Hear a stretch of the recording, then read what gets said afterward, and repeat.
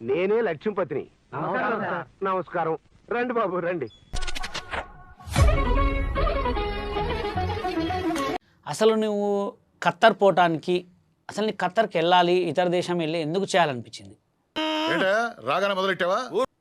అక్కడ ఎందుకు ఉండాలనిపించింది ఇతర దేశంలో? అద్భుతం, మహాద్భుతం జరిగింది.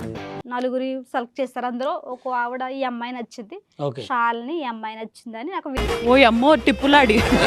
నీ అంటే నీ రెస్పాన్స్ ఏంటి? ఫస్ట్ టైం ఫ్లైట్ ఎక్కినా కదా, అసలు ఎట్లా అనిపించింది నీకు? అసలు నువ్వు ఎంతవరకు రావటమే పెద్ద గొప్ప. ఫ్లైట్కి వచ్చు మా మేడం దగ్గరుండి అరబీ నేర్పించింది. అరబీ వచ్చా నీకు? ఇప్పుడు ఒక 4 మాటలు మా ప్రేక్షకుల కోసం చెప్పు. మర్చిపోయాను.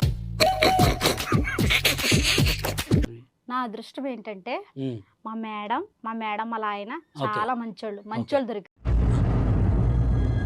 అంటే కూడా మాంసం మీట్ ఎక్కువ తింటారు. వాళ్ళు గొర్రె మాంసం తింటారు. గొర్రె మాంసం ఒంటే. మా మేడం అందా, నేను ముస్లిం చేస్తా, ముస్లిం అవ్వు అంటే అరబీలో నేను క్రిస్టియన్స్, మా దేవుడు యేసు ప్రభు అని చెప్పేదాన్ని. పర్లేదు. నీకు రంజాన్ పండక్కి బట్టలు అవి అన్ని చాలా రంజాన్ బట్టలు పండగ చేసుకో.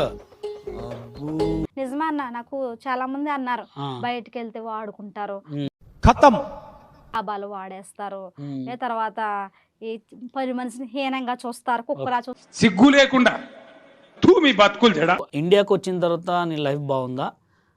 ఖత్తర్లో ఉన్నప్పుడు బాగుందా? ఖత్తర్లో ఉన్నప్పుడు నా లైఫ్ చాలా బాగుంది, హ్యాపీ. అవునా?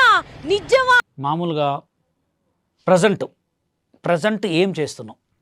నైట్ డ్యూటీ ఫ్రీగా చేసే బదులు ఒట్టి నైట్ డ్యూటీ మాత్రమే చేస్తే చాలనుకున్నాను. తప్ప? కవర్ సాంగ్స్ అని అవే. మీరే కదా నాకు అన్ని చేసేది.